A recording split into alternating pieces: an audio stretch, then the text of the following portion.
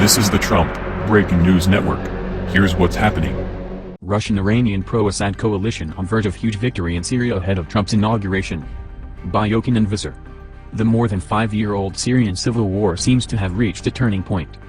Dictator Bashar al-Assad is on his way to scoring a major victory over his opponents in Aleppo, Syria's second-largest city, and in other areas of Syria as well.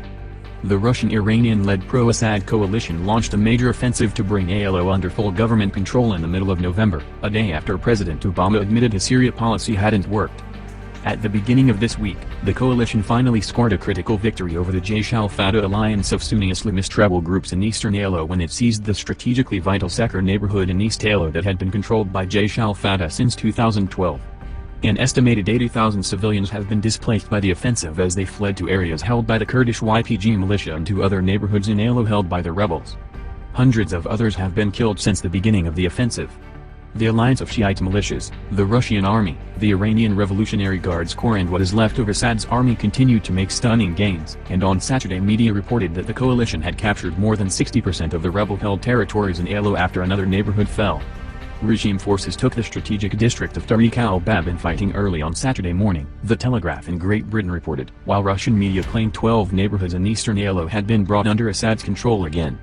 The British paper wrote that an estimated 8,000 rebel fighters are trying to stop the advance of the pro-Assad coalition, but statements by their commanders indicate that they realize their defeat is imminent. Bassem Hijji, a spokesman for the Nur al-Din al-Zinki rebel group that is part of the Jaish al-Fatah coalition, said the rebels would launch an insurgency against the pro-Assad alliance in case they lose the remaining few square miles in East Aleppo. "We'll use all the forms of resistance, guerrilla fighting, assassinations, explosions. We won't rule out any form of fighting against the regime," Hijji said. "We didn't rebel to take or lose a neighborhood, or a village, or a city. This is a total revolution against Bashar al-Assad, his regime, his security forces, his corrupted elite," the al-Zinki spokesman warned. The fall of East Aleppo will not end the Syrian war, but it will be a crushing blow to the Sunni Islamist rebel groups who are in retreat everywhere in the country. In the Damascus area, for example, the pro-Assad coalition has launched an offensive to drive the opposition groups out of the suburbs of Syria's capital that succeeded to bring 2 towns under government control. On Monday, 1.400 civilians and 1.450 rebels left the town of Khan al-Shi southwest of Damascus. They left the area as part of an evacuation deal with the Assad regime.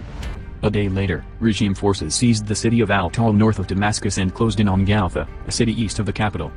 Jennifer Caffarella, a Syria analyst at the Institute for the Study of War in Washington, says the recent successes by the pro-Assad coalition remove American options for meaningfully challenging the regime through proxy forces. She said U.S. officials were frustrated over the increasing collapse of U.S.-backed Free Syrian Army rebels in eastern Aleppo and the unwillingness of the U.S. to respond. When Trump is sworn in come January, Putin and his allies will have created a new fait accompli in Syria, Michael Horowitz of the Daily Beast wrote earlier this week. The Syrian army and its allies will likely capitalize on the victory in Aleppo to launch several other offensives in the Idlib, Homs, and Hama provinces near the Syrian coast, Horowitz asserted. He added that the fall of Aleppo will have ramifications for the wider Middle East because 5 years after the wave of freedom and hope that swept into the region, it is now clear that revolutions can be crushed, they can be buried, they can be bombed into oblivion.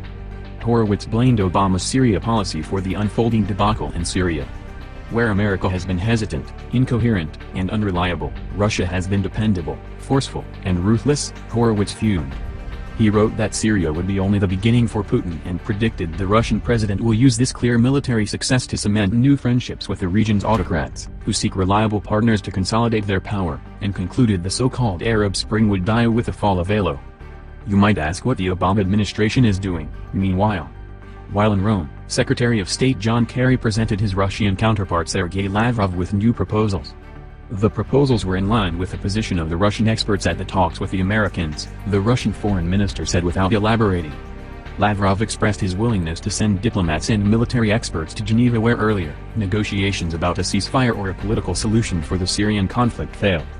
His proposal seemed to be another ploy to buy time and to give the pro-Assad coalition the chance to finish the job before the Trump administration comes in. Some observers say Trump could change his mind on Syria now that he has appointed Michael Flynn as his national security advisor and Michael Pompeo as director of the CIA because they see Assad not as a potential ally in the war against ISIS, but as a strategic asset to Iran that is on its way becoming a regional superpower. What do you think? Scroll down to comment below. This has been the Trump Breaking News Network. Please subscribe and share to stay up to date on the latest news about our president. Be informed.